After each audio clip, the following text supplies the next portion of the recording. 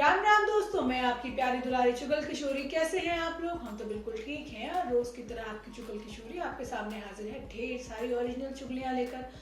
आज अनुपमा में तोशु की बदतमीजी खत्म होने का नाम नहीं ले रही है और पहले ही दिन अनुज से उधार मांगने की प्लानिंग कर रहा है।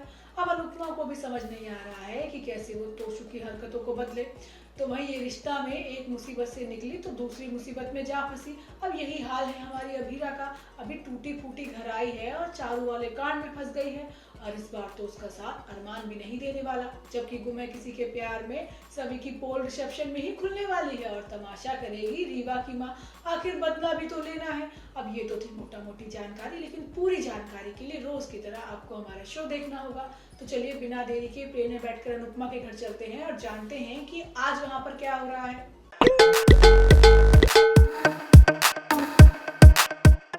अनुपमा में पहले तोशु और अब अनुज को भी अनुपमा पर शक है और उसे भी दीपू से चिढ़ होने लगी है। अनुज को भी लगने लगा है कि दीपू अनुपमा के साथ कुछ ज्यादा ही मीठा हो रहा है और उसका ख्याल भी रख रहा है, जबकि तोशु ने अनुज की कंपनी डुबोने का पूरा प्लान बना लिया है और पहले ही दिन उधार मांगने की साजिश रच रहा है। अब अनुपमा को चिंता सता रही है कि भाई वो कहीं अनुज का विश्वास न तोड़ दे। आज होता ये है कि दीपू रात में अनुपमा को घर छोड़ने के लिए जाता है और वहां पर उसकी मुलाकात तोशु से हो जाती है, जो कि उनके रिश्ते को लेकर सवाल करता है। वो कहता है कि आप सारी महिलाओं के साथ ऐसे हैं या मेरी मम्मी कुछ खास है। अब दीपू भी इस बात का जवाब खुलकर देता है और कहता है कि ये काम अगर तुम करते तो शायद मुझे ना करना पड़ता।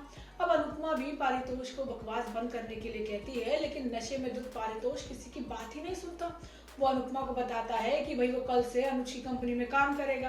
अब अनुपमा का दिमाग और ज्यादा खराब हो जाता है क्योंकि वो जानती है कि उसकी औलाद कैसी है। इसके बाद किंजल तोशु से अनुज की कंपनी में काम करने को लेकर खूब झगड़ेगी। अब ऐसे में अनुपमा काफी गुस्सा हो जाएगी और दोनों को समझाएगी कि भाई वो उनके झगड़े सुनने के लिए यहाँ नहीं आती, उसे भी शांति की जरूरत है। वहीं दूसरी तरफ डिम्पी परेशान है क्योंकि अंश उसके हाथ से निकलता जा रहा है और इस परेशानी को बांटने के लिए टीटू आता है, जो डिम्पी को अपने साथ डांस करने को मजबूर कर देता है।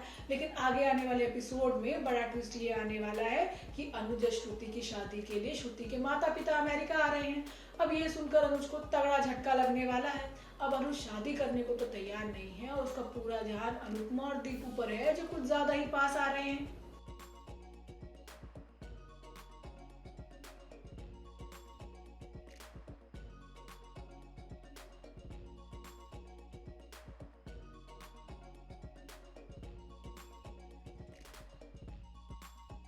लेकिन एक बात तो है, अभीरा ये कारनामा करके घर की फेवरेट स्टार बन गई है सिवाय दादिसा के।